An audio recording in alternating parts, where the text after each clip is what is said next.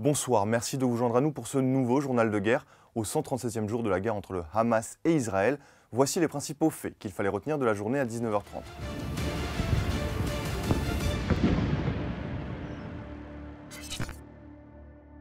Commençons par la situation à la frontière libano-israélienne. Les avions militaires israéliens ont mené un raid dans le sud de la ville de Maïs al-Jabal et un deuxième raid sur la ville de Houla, tandis que l'usine de générateurs visée hier après-midi à Raziyeh est toujours en feu. L'armée israélienne a également annoncé avoir ciblé 2 plateformes de lancement de missiles affiliées au Hezbollah dans les régions de Marwaïn et Yaroun, au sud du Liban. De son côté, le Hezbollah a annoncé avoir ciblé à 2 reprises aujourd'hui un rassemblement de soldats israéliens à proximité de la caserne de Ramim. Dans la bande de Gaza, les frappes israéliennes continuent de pleuvoir depuis le ciel gazaoui. Plusieurs bombardements ont été observés dans le nord de l'enclave, mais aussi à Khan Younes, où l'armée israélienne traque les combattants du Hamas dans les ruines de la ville. À Rafah, la pression s'accentue et les bruits des bombes se font entendre tout autour de la ville alors que le gouvernement israélien menace la zone d'une offensive terrestre. Les jours se suivent et se ressemblent, alourdissant le bilan humain. Le bilan humain depuis le début de la guerre à 19h30, heure de Beyrouth, selon les derniers chiffres du ministère de la Santé dans la bande de Gaza, au moins 29 195 personnes, dont environ 70% de femmes, de jeunes enfants et d'adolescents, ont été tuées lors des bombardements et des assauts israéliens. De plus, 69 170 personnes ont été blessées à Gaza.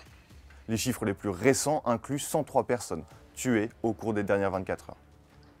Du côté israélien, un total de 1140 personnes ont été signalées mortes lors de l'attaque du 7 octobre, selon l'AFP, sur la base de données officielles israéliennes. Ce chiffre reste inchangé malgré les rapports réguliers de soldats israéliens tués dans la bande de Gaza. À l'international, le chef du bureau politique du Hamas, Ismaël Haniyeh, installé au Qatar, est toutefois arrivé mardi au Caire pour de nouvelles discussions sur une trêve avec des responsables égyptiens.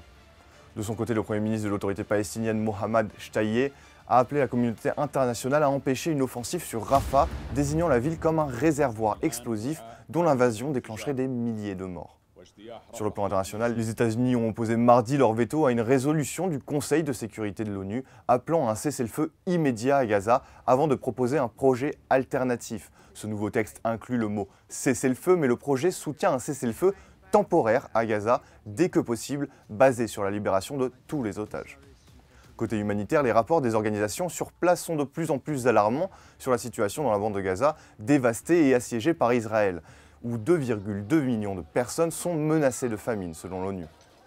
Les denrées alimentaires et l'eau potable sont devenues extrêmement rares à Gaza selon les agences de l'ONU qui s'inquiètent d'une explosion imminente du nombre de décès d'enfants.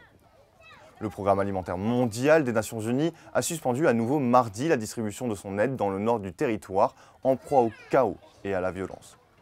C'est tout pour le récapitulatif d'aujourd'hui. Rendez-vous demain pour un nouveau tour d'horizon de la situation. D'ici là, restez connectés sur notre site www.icbeyrouth.com ou dans la section guerre Israël-Hamas et sur toutes nos plateformes de médias sociaux.